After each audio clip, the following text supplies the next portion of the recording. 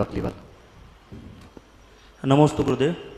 गुरुदेव, मेरी शंका ये है कि अभी दिवाली पर घर पे रिनोवेशन का काम स्टार्ट करवाने वाले थे हम, तो मैंने मेरी धर्मपत्नी को कहा कि जो अपनी ड्राइंग रूम की दीवार है उसमें पीछे पूरी दीवार पे गुरुदेव का चित्र बनवाते हैं अपन।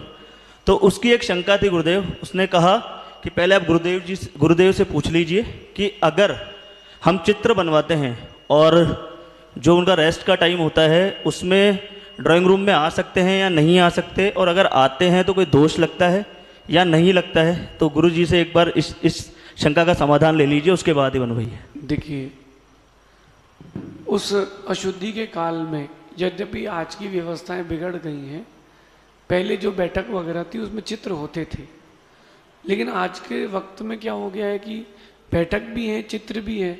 समस्या ये है कि वो जो काल रहता है रेस्ट का, उस काल में एक ही कमरे में रहना उचित है, लेकिन अब वो व्यवस्थाएं आज के वक्त में बिगड़ चुकी हैं। न पति चेहरा देख पाता है, न पत्नी चेहरा देख पाएगी। ये स्थिति रहना चाहिए। एक पुस्तक है नारी बनो सदाचारी, उसको ज़रूर पढ़िएगा या पढ़ाइएगा।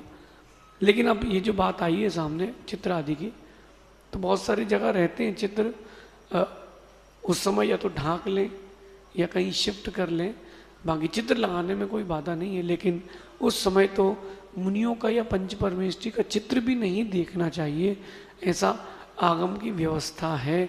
फिर भी आज वर्तमान में आप जितना पाल सकते हो उतना पालें, क्योंकि अगर ऐसा करते रहोगे तो आप कभी भी परमात्मा या गुरु का चित्र घर में लगा ही नहीं पाओगे, क्योंकि कहीं ना कहीं उस समय लोग घूमते रहते हैं।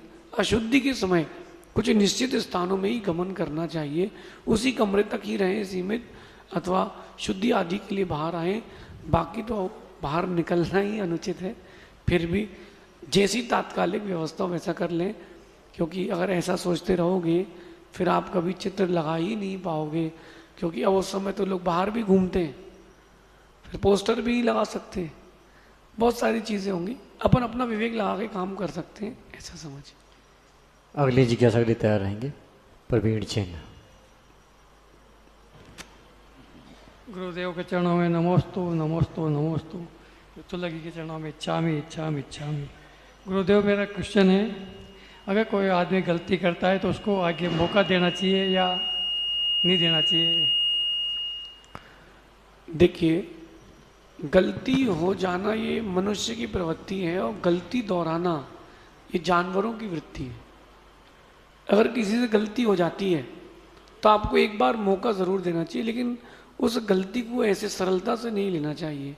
एक बार शिक्षा देके, समझा करके, उसको दवाई लगा करके आगे स्वीकारना चाहिए। लेकिन अगर आप वो गलती करता जा रहे हो और आप स्वीकारते जा रहे हो हर बार, तो फिर ऐसा करने से आप उसको बढ़ावा दे रहे हो। अगर कोई गलती हो जाए किसी से तो कोई बात नहीं, क्षमा आदि वो मांग ले तो स्वीकार है, और अपन क्षमा मंगवा रहे हैं उससे कि क्षमा मांग, तो वो क्षमा मांगना कोई तो ढोंग है, वो तो प्रेशराइज काम है। तो जब तक क्षमा वो दिल से नहीं मांगेगा तब तक वो क्षमा नहीं है। कई जगह अपन देखते ज़बरदस्ती क्षमा बोलते कि मांग क्षमा मांग, तो बेचारा प्रेशर में मांग लेता है, लेकिन वो मांग कहाँ रहा है, वो तो अभी भी अंदर से अभिनय के भाव रखा है। क्षमा मांगना या उसकी गलती से उसका एहसास कराना, इसका मतलब ये कि वो आगे वो गलती ना करे।